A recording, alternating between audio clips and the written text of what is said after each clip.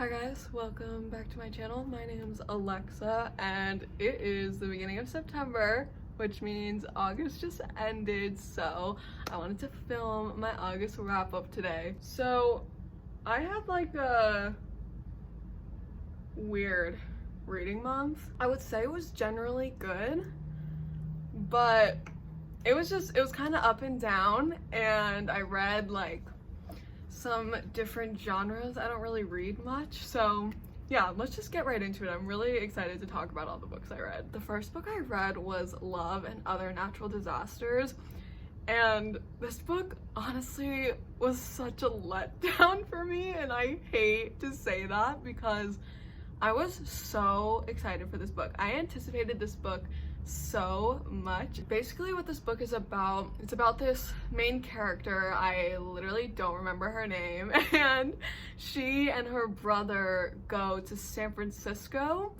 and they go to stay with their uncle. And then when they're at their uncle's, they work at this like museum because their uncle works at the museum. And then the main girl meets this one girl and then like is into her, and then the girl breaks up with her girlfriend and then is like, let's make my ex jealous and pretend to date. So it has an interesting kind of like, you know, fake dating kind of premise, right? And at first it was like really going in the right direction. It had pretty interesting characters, and it had this like kind of interesting side plot of this like main character's grandmother deciding to like go to a nursing home, and like the conversation about like becoming older and, you know, letting go of your life like that. But it really just fell flat for me, and it was like at first the fake dating was happening, right? And I was super excited about it, but then it just fell so flat and I was just getting so frustrated.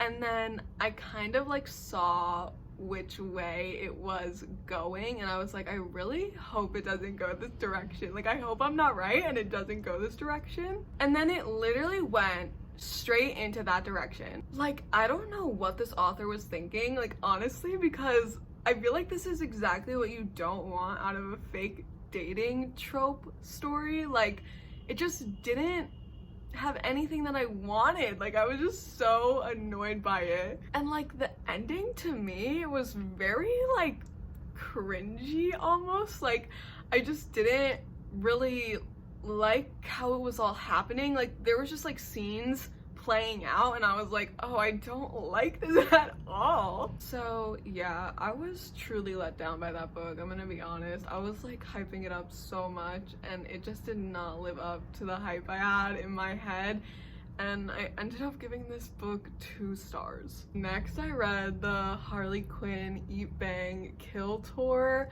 comic, and I read this because I saw some like screenshots on Twitter, and then I watched the show, and then right after the show I read the comic because it's based right directly after season 2, and the comic was so good. It was everything. It was just really sweet how it continued Harley and Ivy's relationship after season 2, and I'm so excited for season 3. So this comic was just so cute. You can find it online for free, and there's also going to be 2 more that come out, so I'm very excited, and I gave this 5 stars. So the next book I read is I Don't Forgive You, and this book surprised me a lot in a good way. So I ended up picking up this book at Target, and I've never heard of this book before, but like it just sounded interesting. It basically just said that this mom moves to DC and then she gets framed for murder, and that's all I knew about it going in. And so right at the beginning of the book, this mom is at this like party with all these other moms and all these other families and kids, and she's talking to this guy and they're kind of like flirting, and she's like getting along with this guy at first, but then like she starts getting kind of weirded out. He calls her a nickname that she hasn't used since she was like younger, and she was like, why would he call me that? It just ends up being kind of a little weird and sketchy, right? And then the next day after that party, he dies. Like, he was murdered. And so now it's like the talk of the neighborhood because this dad just died, and basically, you know, our main character ends up getting framed for murder, and honestly, like, this book was just so interesting. It really just felt like you were watching a really prolonged true crime video. Like, that's exactly how it felt, especially because you knew the whole time that she was innocent, but no one was believing her. Like, I have never felt more sorry for a main character ever. Like, I felt for her so much because no one was believing her. Like, everyone was doubting her, and it was so frustrating. Like, her husband was doubting her, her friends, and I was like, why are you all the worst? And there's a lot of things that like kind of point you in different directions, and you're really trying to like figure it out with her, and it's just super fun. It was so good. And there were two sort of side plots in this book that really came together in the end, especially this one side plot where she basically in her past slept with her high school teacher, and you know, it really traumatized her, as that would to a young adult. And that's a huge part of this story, and a huge part of it is her kind of realizing and like accepting that she was a victim in that situation. Honestly, like, that storyline is really beautiful, how it comes together, like how she learns to accept that like she wasn't part of that problem, because she really blames herself. Like, a big part of this is her blaming herself, and it's really sad to see. And the other side plot is between her and her sister and her mom, because she just had like a kind of, you know, shitty childhood, and now her mom's in a nursing home, and her sister are kind of dealing with that. And so these side plots like kind of feel like not useless, but like on the side, you know, and then they like really get into the mix, and they start making so much sense together. And I just really liked this book. I thought it was so entertaining. It was such a quick read. It was so fast paced, and I just thought it was great. I really liked it. It like kept me so engaged, and I loved the ending. I thought the ending was so good. I feel like it's something that some people might think it's like almost unrealistic, but I don't really think that at all. I feel like in the circumstances that happened in the book, they're so extreme that the ending made sense for me. I don't know. So I really liked it. I actually ended up giving this 5 stars. The next thing I read was Harley Quinn and the Birds of Prey #4 comic. This comic was so cute. I loved this comic. I don't have a lot of these books because I left them at home, but I do have some of them. So this is the Harley Quinn comic.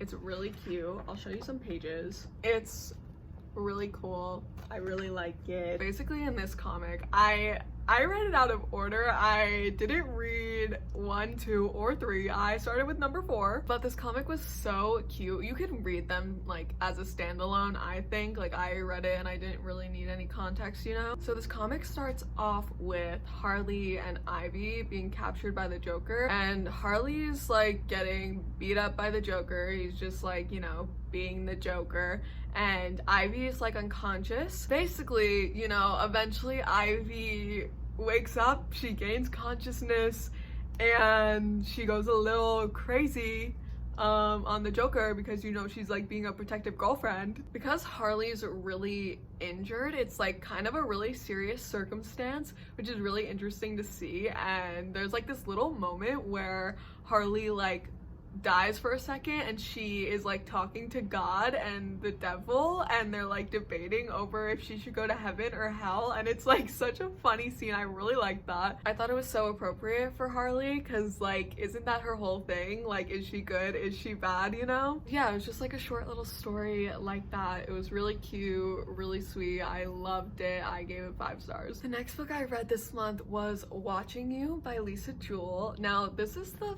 3rd Lisa Jewell book I've read so far, and I think this is like one of my favorites. Like, it's up there. I feel like it might be Then She Was Gone, Watching You. I literally don't even remember the name of the 3rd one, so there's that. What is the name? I literally don't know what the name is of it. Invisible Girl, that's what it's called. Anyway, I liked Watching You. I thought it was really entertaining right from the start. There are a lot of characters, so that could get confusing, but I kind of found it refreshing in that sense that it kind of kept me on my toes every time I switched characters, you know? And I did like that this was the kind of mystery that started off with you knowing that there was a murder, so you were kind of like trying to piece things together. It was good, it was entertaining. I did end up guessing like what happened, so I feel like it's not that hard to guess. Overall, it was pretty good. Like, I really enjoyed the experience, and I feel like all Lisa Jewell books are so easy to read because they're just so interesting. Like, even if you don't love the idea or the premise of it, it's just so addicting to read. Like, you just want to know what's gonna happen. So yeah, I really liked that one. I didn't love it. Like, I don't think every subplot was necessary. Like, some of it I was like, why though? But it was still pretty good. I had a good time reading it, and I gave it 4 stars. The next book I read, I actually listened to, and this was The Death of Mrs. Westaway by Ruth Ware. The Death of Mrs. Westaway, I actually really liked. I really liked the beginning of it. I liked the protagonist a lot. Her name was Hal, and I liked the whole idea. It was a very Knives Out. It was basically about this girl, Hal, who she's 18, I think, and her mother just passed away, and she got this letter from a Mrs. Westaway, and her last name is Westaway, but she got a letter saying that it's her grandmother, and she's like giving her money or part of her, you know, will basically. But she's really confused because her grandmother already died, but she's like, I'm literally poor and I have no family, so like, should I just low-key lie and do this? She is a really good like moral character. Like, she doesn't want to, but like she knows like she might have to survive. So you start off like meeting her, getting to know her, and she's really interesting. She like works on a pier and she does tarot readings, and it's what her mother did, and so she kind of like did that after her. And it's interesting because so it deals like with tarot, but she kind of doesn't believe in it, and so that's kind of interesting. And then you just like follow her going to this family because she ultimately decides to. She's just like in a lot of trouble with money and with like owing people money, so she just ends up going and meeting this family and getting to know them, and then just like kind of some shady stuff starts happening. I will say it was kind of slow. I feel like it was a good story and it was really rich, but it was kind of slow. But I do feel like the ending really did pick up, although it was kind of predictable to me at least. But the predictability didn't make it less entertaining. It still was like really entertaining. I did find it like super interesting that it was less paranormal and more like based on the people. Like, that's what made it scary, because that's more scary to me. Like, reading about people doing stuff to other people, like reading about paranormal stuff isn't as scary to me. So I enjoyed it. I think I enjoyed it pretty much the same amount as The Turn of the Key, which is the first Ruth Ware book I read. I gave them both 3.5 stars, but this one I rounded up to 4. The next book I read was I Kissed a Girl, and I was super excited about this book. I was highly anticipating it. I actually pre-ordered this book, and with the pre-order I got this print. This is why I pre-ordered it, and it's this print from this incredible artist who makes such cute, beautiful sapphic art. I'll link their like Instagram and Twitter down below. But I got this print that they made for this book specifically. This is what it looks like. It's so cute. And this book basically centers around Noah, who is a makeup artist, and Lila, who is an actor, and they're working on set together. And Lila's like pretty well known, and Noah knows her before working on set, and Noah like kind of has a little crush on her. And I really did like a lot about this book. Like, I loved Lila's character. I loved her character. I think she was the highlight of the book. I love that like she wasn't really out, but she wasn't really not out, and she kind of like talked that out with Noah. And I just loved how they like got close on set. Like, I just loved that sort of like interaction that was happening with them. Like, that was so fun and exciting. I will say though, this book was like kind of slow, and I do feel like the parts that weren't about the romance were kind of boring, which like I wouldn't even expect it to be boring. Like they're on a set that's so interesting to me. Like I'm into that kind of stuff. Like I thought, you know, that would be really interesting, a really cool part.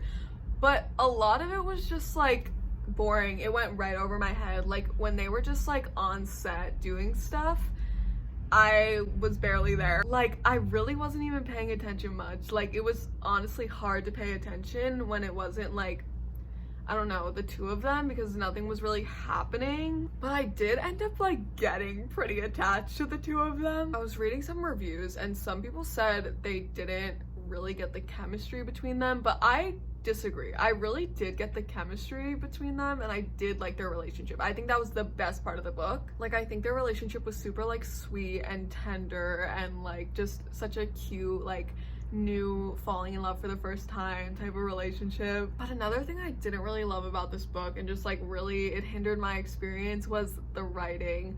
There was just some points where it was just so choppy and it felt like so underdeveloped at times that I would just have to like go back and reread things multiple times, to the point where like when I didn't understand something, I was just like, it's not me. Like I'm not rereading this again because it just doesn't make sense. I did end up really liking the ending and I did like a lot of the scenes when they were together. Like when their relationship was progressing, it was interesting. I ended up rating this 3.5 stars and I rounded it down to 3. The next thing I read was Things Have Gotten Worse Since We Last Spoke.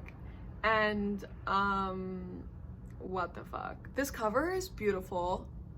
This book is disgusting. So I can totally understand why people wouldn't like this, but I found what was so weird about it very intriguing. All I knew going into this, and I feel like all you really need to know, is that it's these two women in the 2000s, the year 2000, and they meet on this queer messaging board.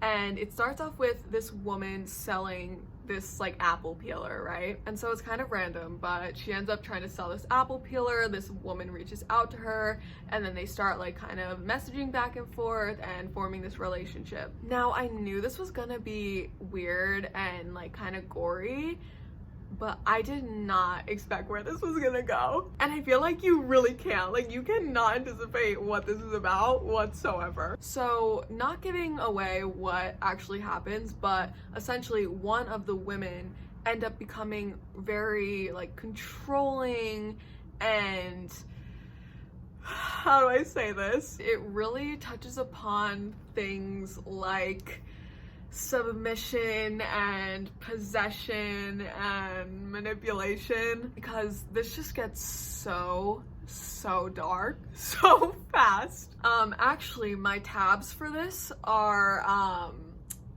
blue for oh my god, that's such a red flag. We have green for every time my jaw dropped to the ground, and orange is for oh my god, that was so fucking disgusting. Mind you, I was reading this in the school library and I have never had a more visceral reaction to a book than this book. Like never ever. Like I was straight up gasping. I was literally like shocked. I was so shocked. There were just like scenes and moments that were happening that I was like, oh my god, like I can't like read what is happening because it's so gross. But something about that made it so intriguing and so interesting. And like the fact that someone literally thought of this blows my mind, because like what the fuck, dude. It was really intense, but definitely unforgettable. I would definitely look up trigger warnings for this book if you're thinking about reading it and you're sensitive to literally anything. I would just look it up just in case, because there is a lot that happens in this book that is not cute. But I did really like the fact that it was, you know, based off of like these two people and like how their relationship made everything so dark, because it was more psychological horror and not like supernatural, you know? So I ended up giving this 4 stars. It was very strange. So the next thing I read was The Lady's Guide to Celestial Mechanics, and this book was so good. I'm just gonna be annoying about it. It was so good. I was not expecting to like this book as much as I did. I just picked it up because it was a sapphic romance. It's in the 18th century, and it starts off with this girl Lucy, and she's an astronomer, and she ends up going to this woman Catherine's. There's a lot that happens in the plot. Like, if I were to explain everything, it honestly would take a hot minute. This plot is like real thick, but it is so good. These women form a relationship, and it just has all this interesting discussion on science and art and being a woman and being queer in the 18th century, and it was just so good. It was so beautifully written. It amazed me how much of it was just queer joy instead of queer suffering. Like, I was just expecting suffering, and it was just so happy and healthy, and it was just so refreshing. And this writing blew me away. It was so beautiful. I was not expecting like how beautiful this writing was going to be. The style is so interesting. It's like the kind of writing you kind of like have to pay attention to, but it's just like so worth it. And like every sentence has a meaning, and like every chapter, I didn't even care how long it was. It was so entertaining. It was just such a joy to read. It was a fucking privilege. It was everything. I can't speak more highly of this book. It was so good. I was so emotional over it. I really didn't want it to end. Like, I didn't want it to end so bad. I tabbed a bunch of it. I highlighted so much of it. Honestly, like, this hurt me and like affected me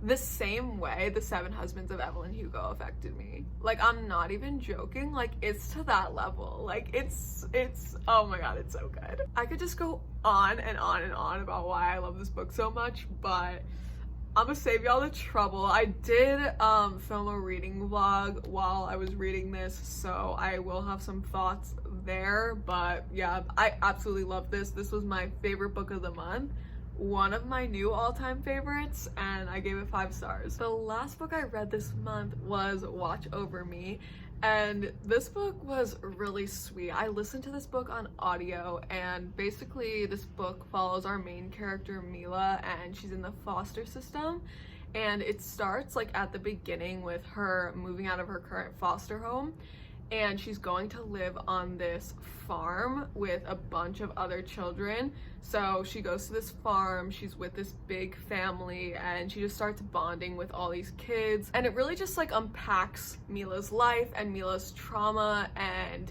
gets into the subject of healing. And it's kind of interesting because there's this magical realism aspect with ghosts, and it's cool because they're not like afraid of ghosts. They're like very accepting of them, and they have like relationships with them. So it was really interesting, really unique. I really liked how it all wrapped up, and like how the ghosts kind of like came full circle, because it kind of like didn't make full sense the whole time. You're just like, okay, like I'm accepting the fact that this is happening, but I don't understand why.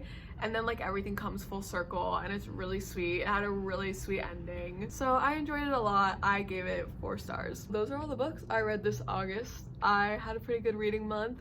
My favorite was definitely The Lady's Guide to Celestial Mechanics. I gotta be real with y'all. And my least favorite was probably the first one I read, Love and Other Natural Disasters. But I still had a pretty good reading month. I'm satisfied with it, and I'm super excited to see what September brings me. So let me know what your favorite books that you read this month were, and your least favorite, and how many you read, and what you're planning to read this September. Of course, let me know if you've read any of these books that I mentioned in this video and what you thought of them. I would love to know. And I'll see you very soon in the next video. Bye guys.